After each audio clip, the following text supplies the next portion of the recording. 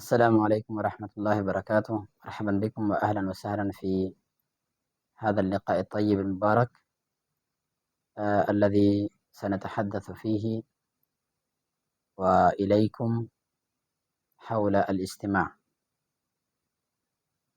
آه الاستماع هي مهارة أو هو مهارة.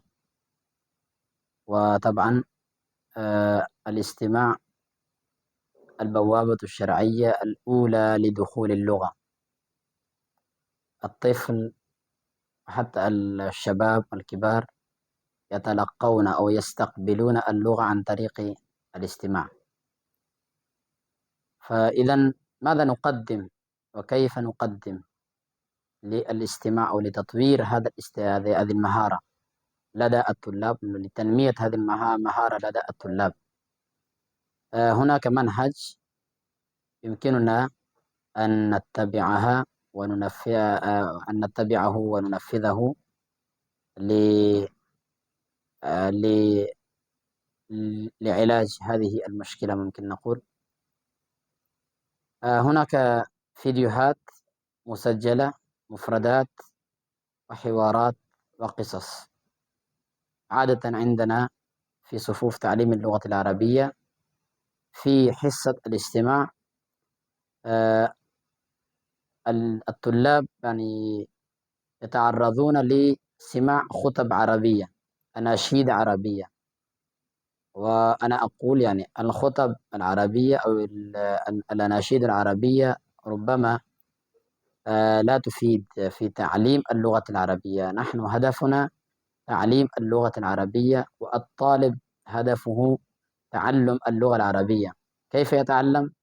طبعا في الاستماع ممكن هناك مقاطع مرئية وفيديوهات للمفردات، وهناك مقاطع ونقول فيديوهات يعني للحوارات، وهناك فيديوهات للاستماع.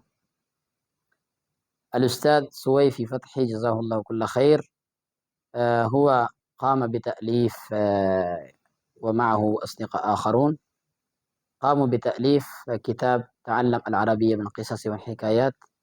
وهذه الحكايات والمفردات والكلمات الشائعة هذه كلها مسجلة في شكل فيديوهات، وكلها متاحة متوفرة في قناة الأستاذ سويفي فتحي.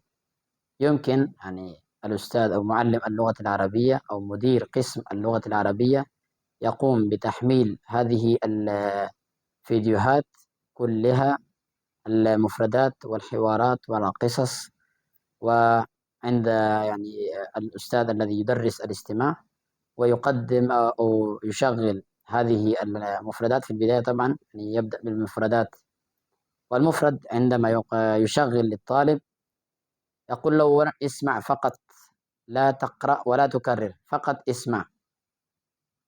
الطالب فقط يسمع. في المرة الثانية ممكن آه الطالب يكرر مع صوت الفيديو، مثلا أب، باب. إذا الطالب أيضا يكرر مع الصوت. وهناك مرحلة أخرى ممكن يعني الأستاذ هو يوقف صوت الفيديو، الطالب يكرر بنفسه فقط بمجرد أن يشاهد الصورة، وطبعا الصورة مع الاسم، فإذا هو يكرر. هناك مرحلة أخرى فقط الصورة دون الاسم، هذا لكي يعرف الأستاذ هل هو تمكن أو قد أدرك وسيطر على اللغة أم لا.